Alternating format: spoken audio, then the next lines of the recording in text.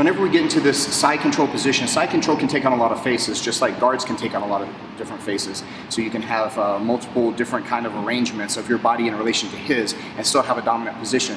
Now, again, that's not just dealer's choice whenever I get to that position. I don't get to just decide, hey, I feel like doing this one.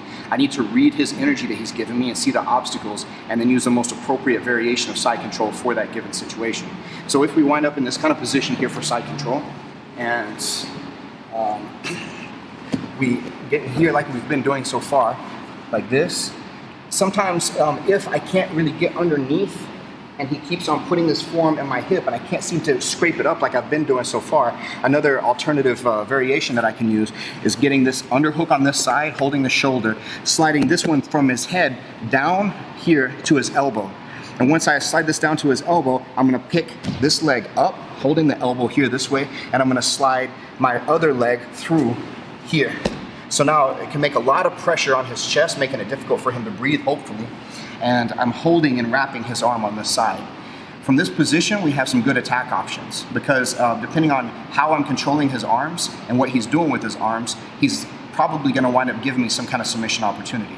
So a good way to look at this is by going all across the body, and I'll do a straight arm lock here, a bent arm lock, and a straight arm lock. So I have 4 things across the body. So if we get in this position, he's here, I slide down, pick this up, make space for me to bring my other leg through.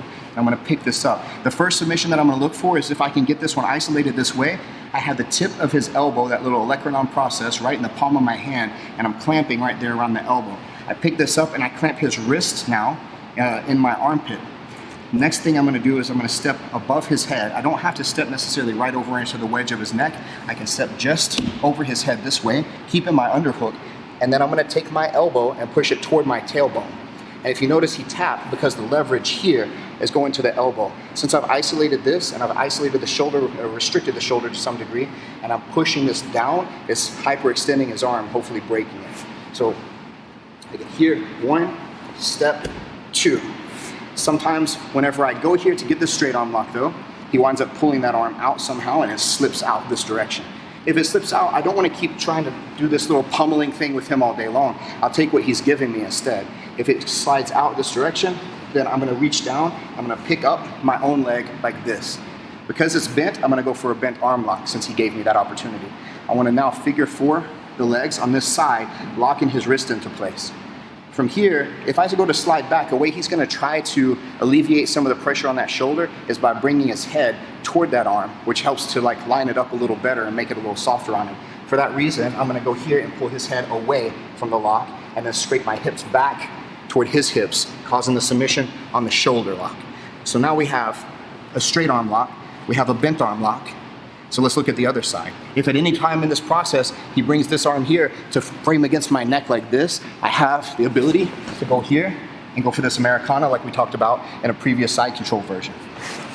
That's sometimes just as simple as here, resisting to make sure he's committed to it, finding the wrist this direction, and then sliding up, pushing this down to the floor here, and then dropping my hips, finishing the Americana on this side. This is a fast and explosive one, so we have to be careful whenever we're practicing any of these. The last option that we have, straight arm to even it out, is straight arm lock. If at any time he's hugging around me with his arms, like this, so this can make it difficult for me to get access to this one or to this one. So what I want to look to do from here is I'm going to step over his head. So I'll push his face down, step over his head here, and then I'm going to slide up, catching his tip of his elbow into the well of my elbow. At this point, I would like to get the flat of his wrist here pinched between my ear and my shoulder, sliding my hands up, gable gripping my hands, putting this thumb back here to this shoulder and crushing the arm on that side, hyperextending it. One more time, he's holding here around the trunk. I want to frame, making sure I can step over his head. This may also help to release the pressure of his hold on me. And then I'm going to slide up here, grab until this his tip of his elbow is in the well of mine. I gable grip my hands, pull my thumb back, pinch the wrist between my ear and shoulder, and crush the arm on that side.